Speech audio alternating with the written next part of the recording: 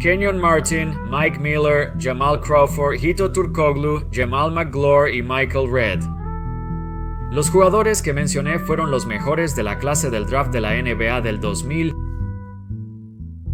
¿Qué tal amigos? Soy Andy y hoy analizaremos el draft de la NBA del 2000 que para mí es la peor clase de draft en la historia de la NBA. En este video revisaremos algunos de los mejores jugadores del draft y también a aquellos que no cumplieron con las expectativas. Aunque hubo 3 jugadores que eventualmente se convirtieron en All-Stars, solo sumaron un total de 3 apariciones en el All-Star. Kenyon Martin, Michael Redd y Jamal Magloire solo llegaron al equipo All-Star una vez en sus carreras.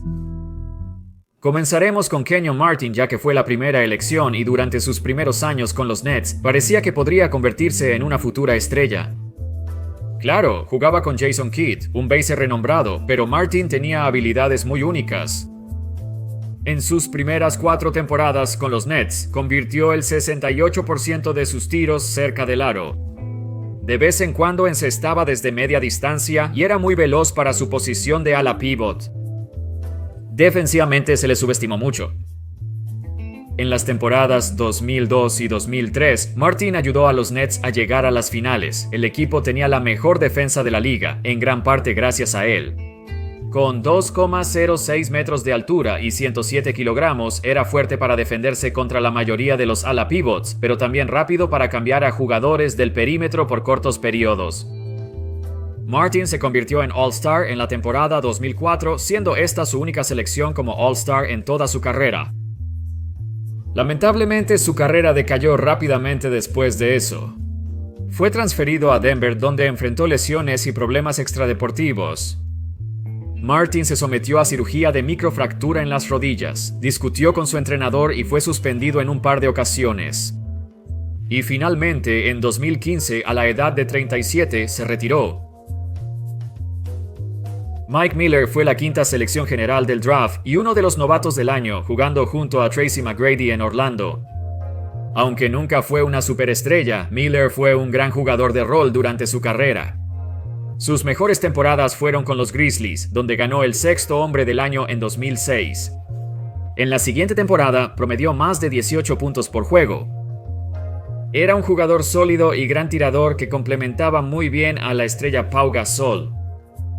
Cuando hablamos de los mejores tiradores en los 2000, quizás Miller no sea el primero en el que piensas, pero era un excelente tirador de 3 puntos.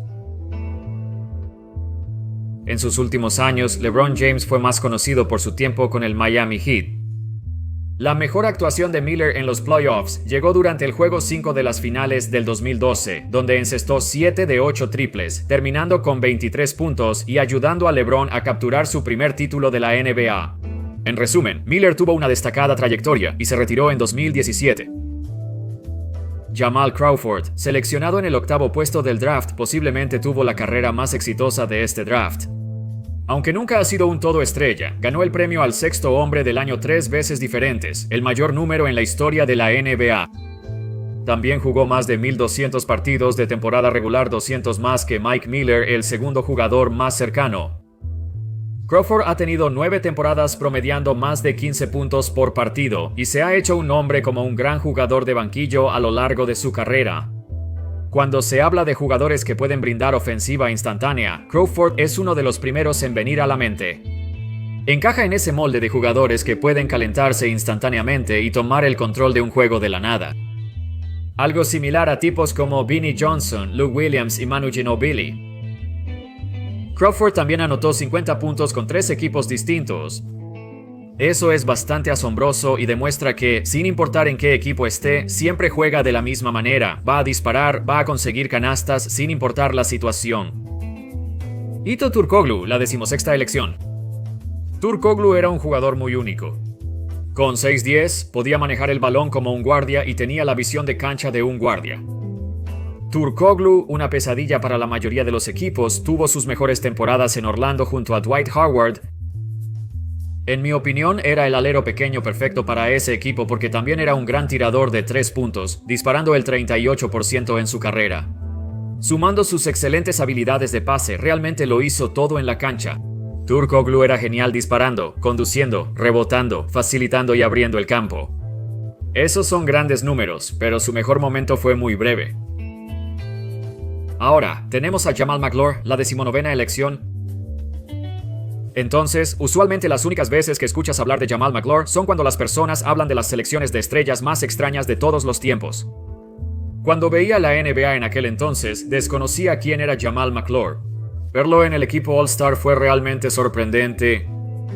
En su única temporada de All-Star, promedió 14 puntos y 10 rebotes por juego con una eficiencia aceptable. Regresé y miré la temporada 2003-04 de los New Orleans Hornets, y pensé que tal vez su equipo estaba haciendo muy bien, eso le ayudó a entrar. Pero para el All-Star solo tenían 28 y 25, así que no lo sé. Supongo que era la conferencia este, así que eso explica parte de ello. Después de esta temporada, Magloire no pudo mantener su estatus de All-Star y volvió a jugar como un jugador de rol por el resto de su carrera. Y bajando toda la lista hasta la 43ª elección del draft, Michael Redd. El mejor jugador de esta clase de draft y el único que logró un equipo All-NBA. Michael Redd en su apogeo fue impresionante. De 2004 a 2008, Redd promedió cerca de 24 puntos y habría tenido más apariciones en el All-Star si los Bucks hubieran sido mejores. No tuvo mucha ayuda ofensivamente y un montón de lesiones de rodilla en medio de su mejor momento básicamente terminaron su carrera. A los 29 años no parecía ni de cerca tan explosivo o ágil como antes, y a los 32 años se vio obligado a retirarse porque nunca pudo recuperarse. Creo que si Redd hubiera estado completamente sano, su carrera habría sido muy distinta. Apareció en los playoffs por 3 años, sin superar la primera ronda en ninguno de ellos. Pero como dije antes, sus equipos nunca fueron tan buenos. En su mejor momento, fue el mejor jugador de este draft. Ojalá su carrera hubiera sido más larga, anotaba con una facilidad asombrosa. Esos fueron los 6 mejores jugadores del draft, pero hay otros que merecen una mención honorífica. El ex campeón de Mates, Desmond Mason, atleta monstruosamente atlético y uno de los matadores más subestimados de su tiempo. Chris Mihm, el pívot titular de esos equipos de Lakers cuando estaban luchando. Jason Collier, quien lamentablemente falleció a los 28 años de un corazón agrandado. Deshaun Stevenson, pieza clave para que los Mavs ganaran su primer título en 2011. Edan Thomas, hombres, estaba musculoso. Quentin Richardson aún mantiene el récord de los Suns por la mayor cantidad de triples en una temporada, con 226.